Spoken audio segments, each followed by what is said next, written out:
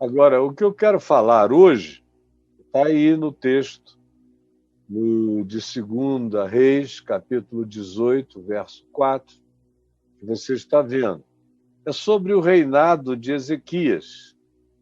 Ezequias, filho de Acais, rei de Judá, que é um rei sofrível.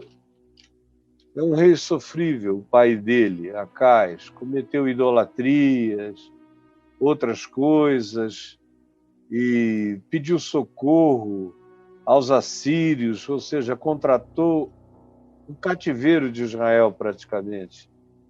E aí, mas gerou um filho que assistiu o seu pai viver errado por 25 anos, até que o pai morreu e, e ele foi eleito não, foi indicado, era herdeiro, era por sucessão familiar, ele foi rei de Israel, feito rei de Israel.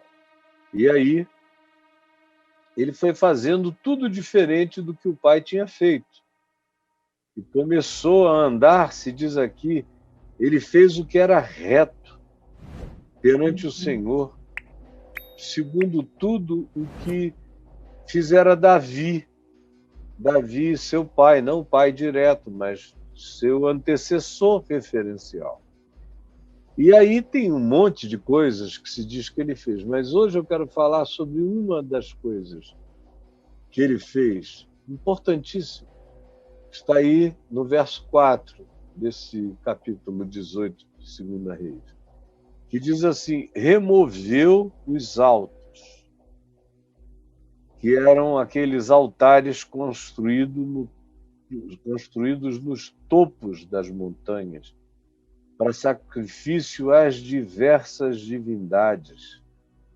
Quebrou as colunas, que eram também construções feitas como se fossem totens, dedicados a diversos deuses e cultos. E ainda se diz, deitou abaixo o poste ídolo, que era o totem principal de cultos diversos, e fez em pedaços a serpente de bronze que Moisés levantara, que Moisés fizera. Quebrou, esfarinhou a serpente de bronze que Moisés fizera. Moisés tinha feito isso uns 450, 500 anos antes. Lembra da serpente de bronze? Aquela que o povo prevaricou no deserto e entraram num estado de prostituição e suruba variada e perderam completamente o sentido de relacionamento santo entre eles, de reverência entre eles. E o que aconteceu é que apareceram no deserto umas serpentes e eles foram mordidos pelas mordiduras das serpentes. E eram serpentes venenosas. E o povo começou a morrer aos milhares. E Moisés intercedeu pelo povo. E o Senhor disse a Moisés: faze uma serpente de bronze. Uma serpente de bronze. Grande, pendura numa haste, no madeiro.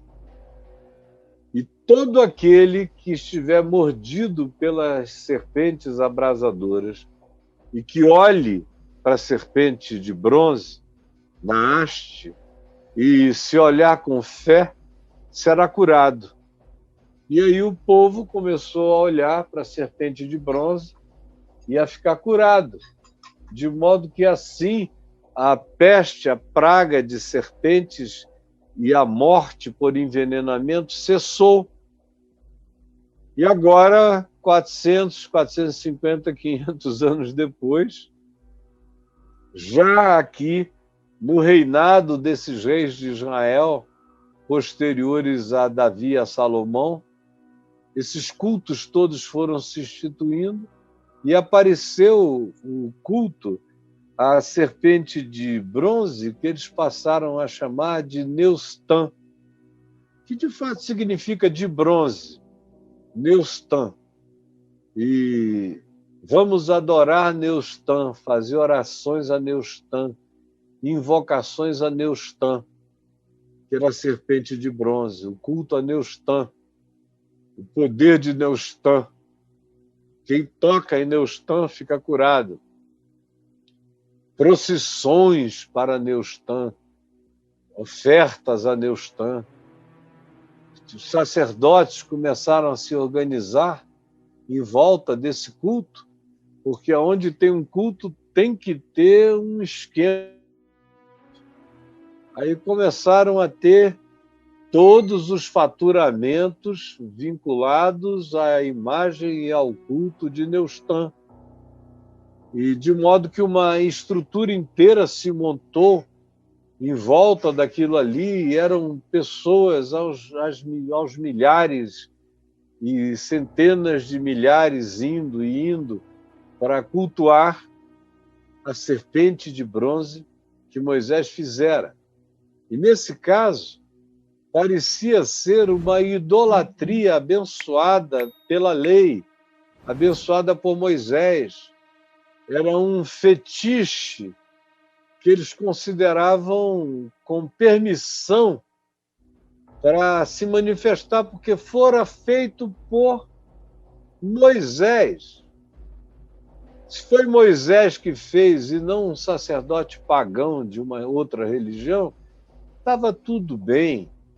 Se na história de Israel aquilo um dia teve ou tivesse tido um papel importante, significativo, eles imaginavam que aquilo já estava validado pelo fato de que no passado fora uma palavra de Deus, uma promessa de Deus que se cumpriu e curou milhares de pessoas.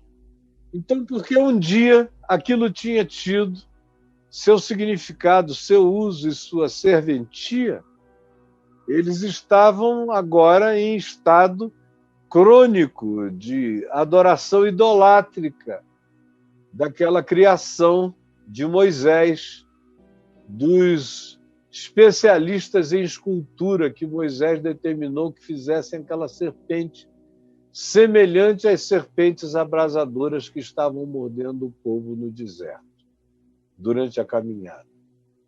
E quando fora Moisés que fizera, então a gente tem que cultuar para sempre. É como se alguma coisa tivesse sido feita por Pedro. Foi Pedro que fez um dia, então tem que valer para sempre. Pedro fez essa estátua aqui, ó. É da Amy Winehouse. Aqui, a estátua da Amy Winehouse. É da Bruna, minha filha, mas está aqui no meu escritório. Amy Winehouse, olha aqui. Aí, Pedro podia ter feito, Paulo poderia ter feito, e poderiam ter surgido pessoas com esse tipo de fé supersticiosa e dizerem, olha, foi Paulo que fez. Então a gente vem aqui fazer orações, porque tem uma conexão de Paulo, tem energia de Paulo, e nós vamos fazer as nossas orações a M, que Paulo fez, que Pedro fez. Ou então seria o culto à estola de Jesus, aquele vestia, a roupa sem costuras que ele usava, de extraordinária beleza, porque era inteiriça, não tinha amarrações, nem costuras, nem juntas. Imagina, aí a gente pega e cultua, supondo que aquele santo sudário, que não é pano nenhum que esteve sobre Jesus, isso está mais do que demonstrado, mas vamos supor que tivesse sido original, e aí fizessem aquelas filas todas para cultuar, adorar, se ajoelhar e beijar aquela peça. É como a gente vê hoje em Jerusalém, no Santo Sepulcro, o pessoal que entra aí na pedra que disseram que era a pedra que estava dentro da tumba de José de Arimateia, onde Jesus fora posto para ser lavado e tudo mais. Tem gente que chega lá, e todo mundo que chega lá, a maioria, chega, se ajoelha e dá um beijo naquilo ali. Aquilo deve estar... Eles fecharam, senão seria um transmissor de Covid extraordinário. Todo mundo vai lá e dá um beijo, o outro vai dar um beijo em cima. E o fato é que era uma coisa dessa natureza, como se fosse uma obra de Calvino para os reformados. Então é uma coisa que não se pode mexer, que não se pode comentar, que não se pode alterar, que não se pode ver a validade, a pertinência. Até o dia de hoje é intocável, como disse o ministro Magri, é imexível. Enfim, é assim, porque foi um homem tão bom, tão santo, justo, conforme os critérios do seu tempo. Ele atingiu os protocolos de ética dos seus dias. E em muitos aspectos, na nossa perspectiva contemporânea, não, tudo defasado. Mas naqueles dias ele atingiu, e aí, por causa disso a gente não pode mexer em nada do que ele fez ou produziu, senão é pecaminoso. E aí tem gente que começa já a adorar a produção do homem, como se fosse uma sagrada escritura paralela. A mesma coisa sobre vários outros, que vão se tornando pessoas que fazem estátuas de bronze, que no seu devido tempo tiveram o poder de curar, de beneficiar uma geração inteira. Mas quando a gente começa a cultuar coisas que abençoaram uma geração e as transformamos em amuletos de bênçãos, que a gente os torna agora perenes para serem objeto de devoção, de veneração, a gente os sacraliza, a gente os declara sagrados, a gente os canoniza e a gente os adora. Eles, no seu tempo e na sua hora, tiveram essa virtude, mas, semelhantemente à estátua de bronze, agora sendo adorados, há anos e anos depois, se transformaram em algo danoso, espiritualmente corruptor. Tão corruptor quanto aquilo, em razão do que Moisés criou a estátua de bronze para que o povo fosse salvo pela fé. Mas agora, transformada a fé em crença, preste atenção.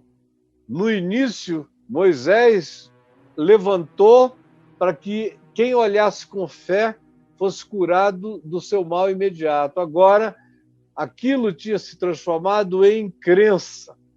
É uma diferença muito sutil, porém abismal, entre o significado da fé, que tem a ver com uma ação energizada da consciência num determinado tempo e hora, e a crença, que é a sacralização daquilo que um dia foi santo pela manifestação da fé e que agora, sem fé, incorporado às crenças, é considerado sagrado.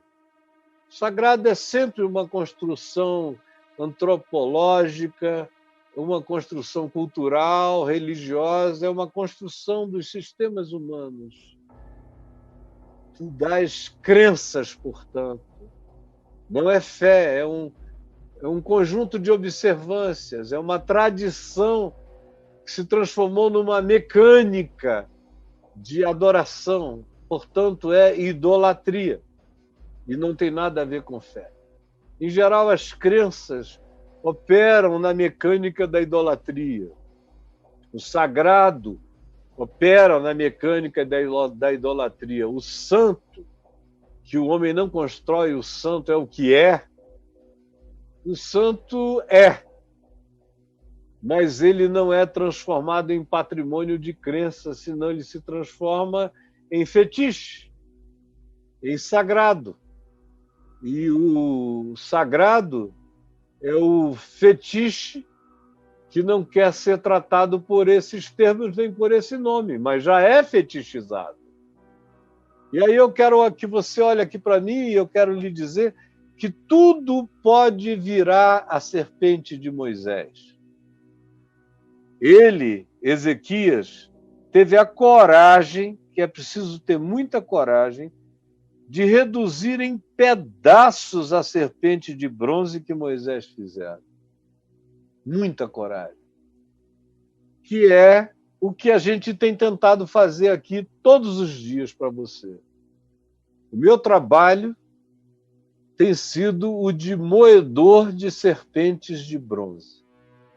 Preste atenção, o meu trabalho é moer coisas que no passado tiveram relevância, mas que no presente são laço, são engano, são idolatria, são fetiche, são as sacralizações carregadas pelo espírito sistêmico das crenças que são mecânicas, que não agem pela consciência de nenhuma fé e nem em obediência à fé segundo Cristo, segundo Deus, mas se tornaram, todavia, objeto de crença.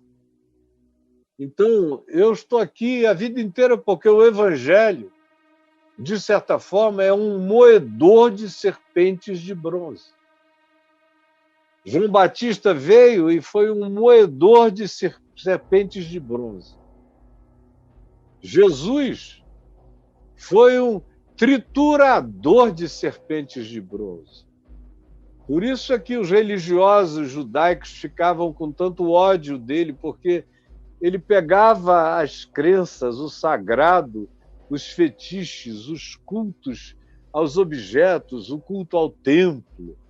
O templo era uma gigantesca serpente, era um dragão de bronze, que Jesus disse, olha, não vai ficar pedra sobre pedra que não seja derrubada. O culto religioso virou uma grande serpente de bronze, que Jesus desconstruiu todo, dizendo, olha, adoração nem aqui no Monte Gerizim, nem em Jerusalém, é em qualquer lugar. Porque Deus é espírito e importa que os seus adoradores o adorem em espírito e em verdade. Isso é uma trituração do culto como mecânica de serviço e também uma trituração do culto ao culto, do culto ao rito, do culto à liturgia, do culto às mecânicas. Jesus chocou tanto os religiosos que o mataram, porque ele foi desconstruindo as teologias, aquelas teologias cultuadas, intocáveis, ele ia e desmontava. O dízimo, ele ia e desconstruía. Olha o pobre, olha a tua mãe, olha o teu pai, olha o miserável, ajuda quem precisa, ao invés de ficar alimentando uma máquina de perversão, um negócio instituído no templo. E ele vai triturando e não para de triturar, e tritura a teologia deles, tritura os dogmas deles, tritura tudo deles, a ponto de que eles dizem nós temos que acabar com ele. E no fim tritura a morte, ressuscita. Por isso é insuportável esse triturador de serpentes e de dragões dogmáticos e religiosos, um triturador de morais que não sobrevivem à prática da ética do perdão, da compaixão, da misericórdia e da justiça do reino de Deus. Ele vai triturando todas essas coisas. Paulo, por exemplo, dentre os apóstolos, foi o maior triturador de serpentes de Moisés. Saiu triturando tudo que ele entendeu que era laço, que distraía a percepção das pessoas em relação a Jesus, ao Evangelho, e concentrava na idolatria judaica, da lei, da Torá, de Moisés, do DNA de Abraão, da história de Israel como algo a ser cultuado. Como eu já vi judeus em Israel me dizerem, em Deus mesmo eu não creio, mas eu creio na história de Israel, que acabou virando uma serpente de bronze para esses judeus. E aqui entre nós, meu Deus, eu não faço outra coisa a não ser triturar serpentes de bronze. Mas, por exemplo, a ação de muitos pré-reformadores e reformadores foi uma ação de triturar serpentes de bronze, como foi o caso de Martinho Lutero, um triturador de serpentes de bronze. Extraordinário, chocante, difícil de compreender na hora, mas depois nítido, claro. E aí você vai vendo todos os que viveram na história no seu tempo de maneira relevante, segundo o Evangelho, como, por exemplo, John Wesley, um grande triturador de serpentes de bronze.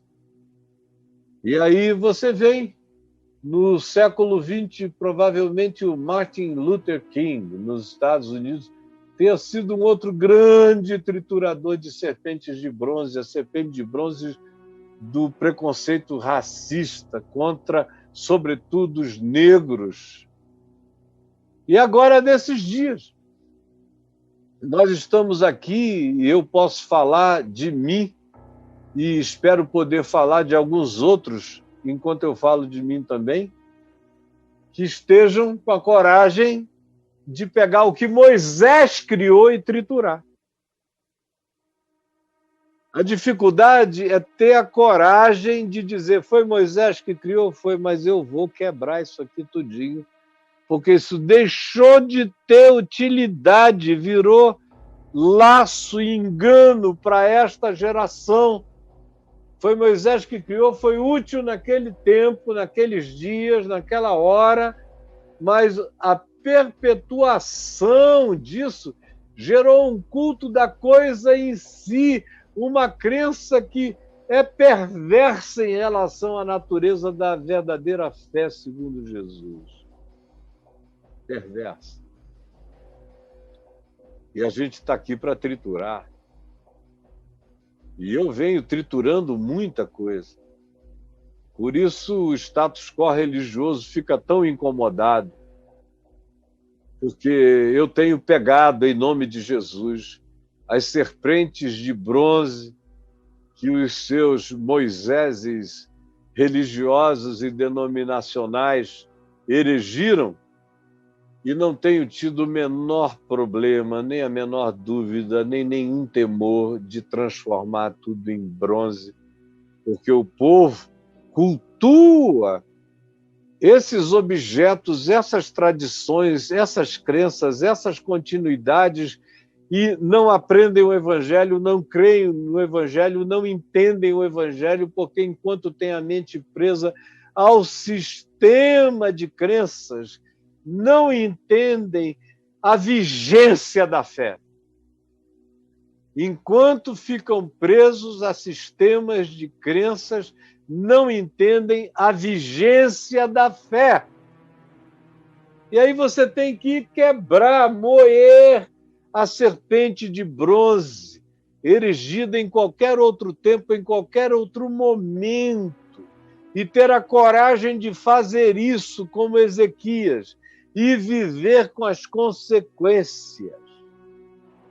E viver com as consequências, sem mimimi, ai, ai, ai, nenhuma autovitimização, porque que justiça, meu Deus, e não conhece a minha história e já querendo que a tua história sirva de objeto de reverência cultuadora por alguns. Não, a gente está aqui para entrar no pau, é para carregar a cruz, é para sair levando, tombando, levantando e carregando.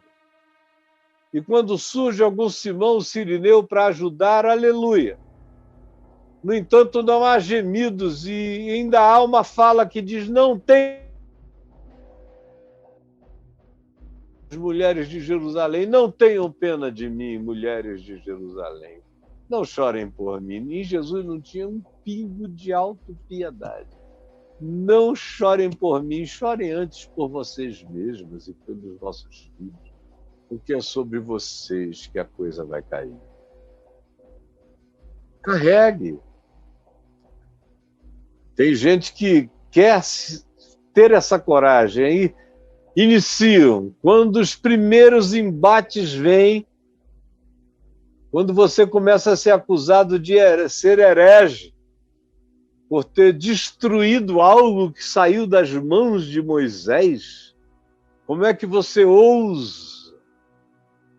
Como é que você ousa fazer reparos às institutas da religião cristã? Como você ousa propor uma hermenêutica diferente da dos nossos pais? Como você ousa propor uma graça de salvação que transcenda a religião e seja segundo a ordem universal de Melquisedeque? Como você ousa introduzir temas que antes não foram tratados? Você acha que eles não eram inteligentes? Não. Eu só sei que a verdadeira inteligência dá resposta ao seu tempo e à sua hora e não vive do passado.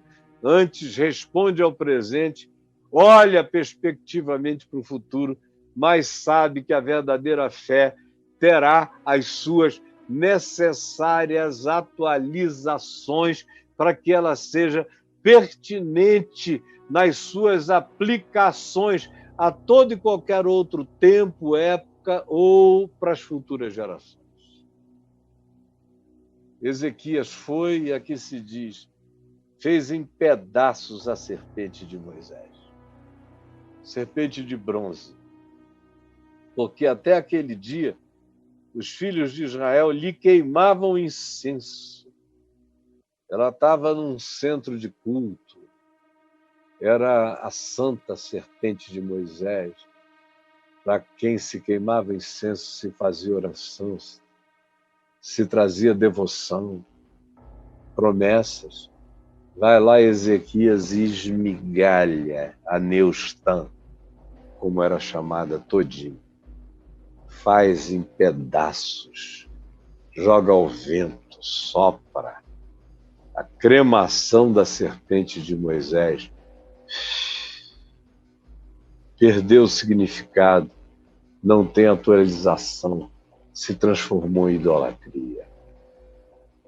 E aí eu pergunto a você que vive chocado comigo, tem muita gente que vive chocada comigo, meu Deus, o Caio está desfazendo isso, desfazendo aquilo. Eu só desfaço serpentes de bronze que se transformaram em coisas diferentes do significado original delas. A cruz, antes da cruz, o fato de que Deus estava em Cristo, se encarnou em Jesus, é intocável. O fato de que Jesus andou entre nós cheio de graça e de verdade, mostrando-nos quem Deus é e como o homem deve ser, é intocável. O significado eterno da cruz e do Cordeiro imolado antes da fundação do mundo, e de que ele é a propiciação pelos nossos pecados, e não somente pelos nossos próprios, mas ainda pelos do mundo inteiro, é intocável. A ressurreição de Jesus no corpo, num corpo glorificado, num corpo que se relacionava com o espaço-tempo ao mesmo tempo que o transcendia, que o atravessava, que não se limitava ao espaço-tempo. ressuscitou no corpo. A convicção de que ele está assentado acima de todo principado, potestade e poder. E que ao nome de Jesus se dobra e se dobre todo joelho, e toda língua o confesse para a glória de Deus Pai, é intocável. É intocável a certeza de que ele voltará. Ele voltará. Ele já voltou no Espírito Santo que me habita, e ele voltará. Um dia eu voltarei para ele, e um dia ele voltará para a humanidade, como um dia ele veio e se tornou um homem entre os humanos. Haverá o dia em que ele se apresentará como o Filho do Homem para toda a humanidade. E será com glória insofismável, e todo olho verá. Isso é intocável. É intocável que eu tenho a vida eterna e que eu já sou possuído pela vida eterna e que eu não entro em juízo, já passei da morte para a vida. É uma verdade intocável. E existem algumas outras que são intocáveis. Agora, se tem apóstolo homem, apóstola mulher, meu Deus, é conforme a circunstância. Se tem ministério para as mulheres em todos os níveis e instâncias de uma comunidade de fé, é conforme a hora, o tempo e as circunstâncias. O que a gente mais queira pensar a respeito, trazer como reflexão, tudo que não seja isso que eu listei, pode ter se tornado serpente de Moisés. Creio que é o batismo que salva o indivíduo, e sem batismo ninguém é salvo. Virou serpente de Moisés, é para ser pulverizado. Não o batismo, mas esse conteúdo idolátrico sobre o batismo. O Espírito Santo, quando fica dentro daquela caixa, pentecocaixa, e ele só age daquele jeito, daquele modo, daquela forma, com aquelas invocações, com aquelas gritarias, com aqueles histrionismos, com aquelas histerias, com aquelas manifestações. Isso aí virou serpente de bronze, é para ser transformado em pó. É mentira, não é verdade. Aí você pode sair listando o que você queira. Essa coisa do ungido do Senhor, que é intocável. Não, ele é tocável, ele é denunciável, ele é removível, ele é confrontável, ele é tudo isso, porque ele é só uma serpente de bronze. Ele não tem autoridade real. A autoridade real é feita com o fruto ético da vida da gente. E as pessoas veem e respeitam e calam e ouvem. Mas não é porque eu me auto-intitulo ungido do Senhor, não. Você vai respeitar o Caio, porque o Caio é de Deus e você vê isso. Se você não vir isso, eu não quero que ninguém me respeite se eu não for homem de Deus, vivendo o evangelho de Deus com obediência sincera à palavra de Deus. Se não for assim, é serpente de Moisés, é atribuição de uma autoridade idolátrica, fetichizada e pagã. A mesma coisa se deve dizer do culto à teologia, do culto a qualquer que seja a forma de doutrinação, que se torne mais importante do que as coisas essenciais do Evangelho, que são as únicas que importam.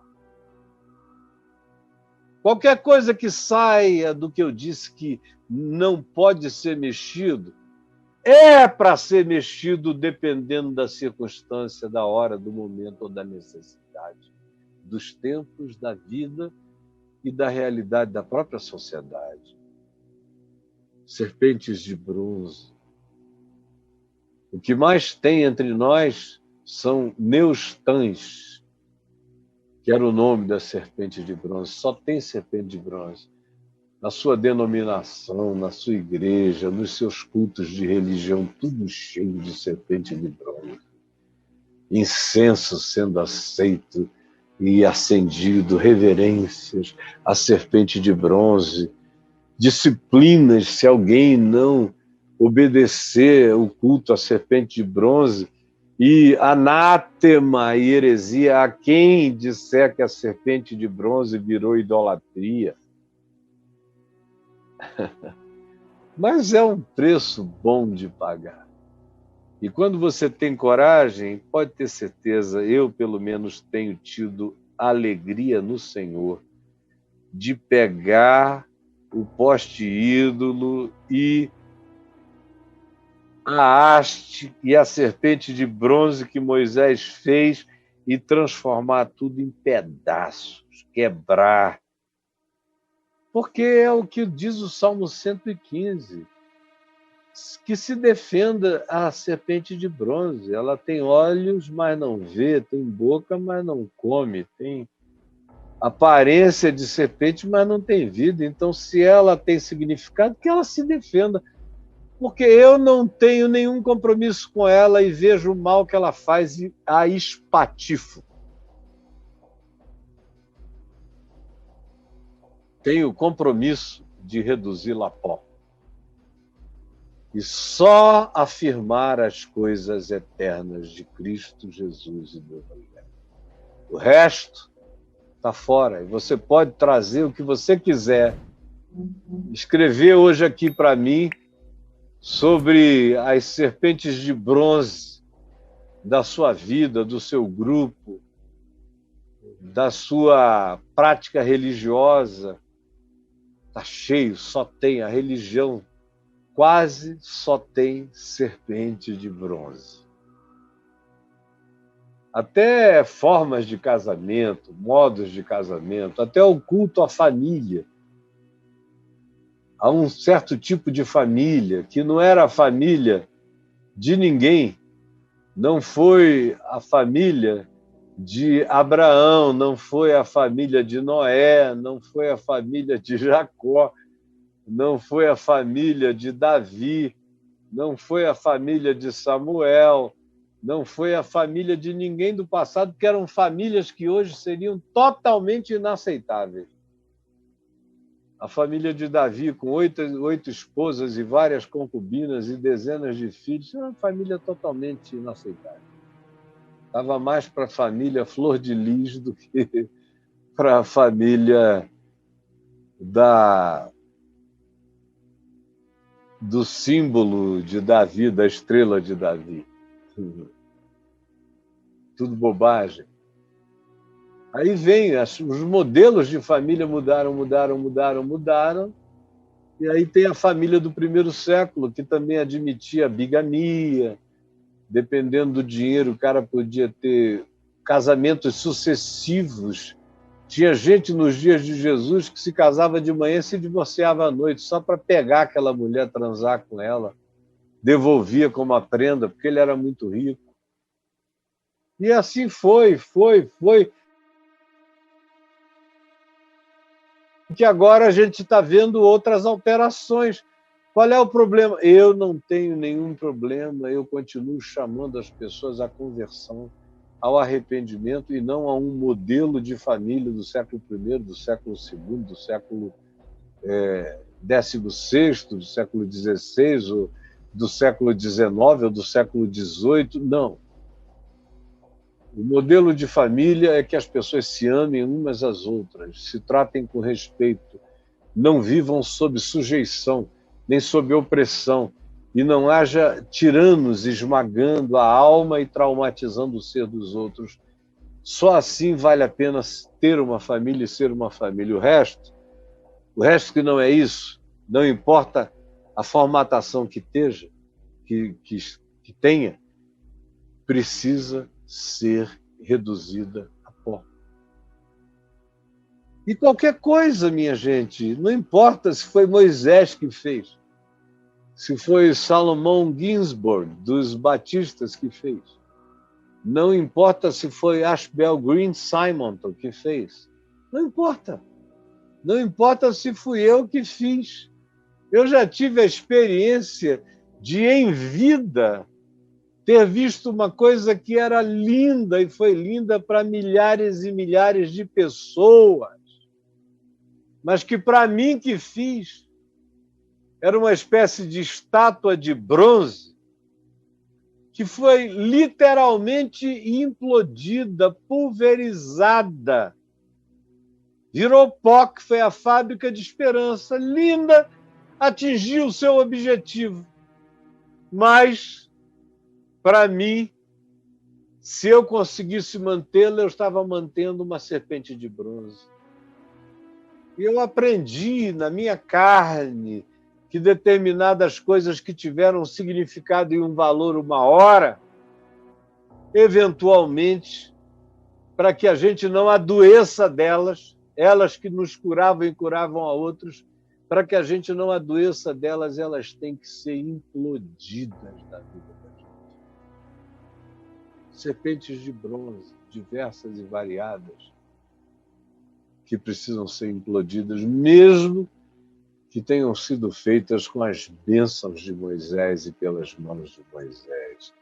Todas as neustãs precisam ser reduzidas a pó.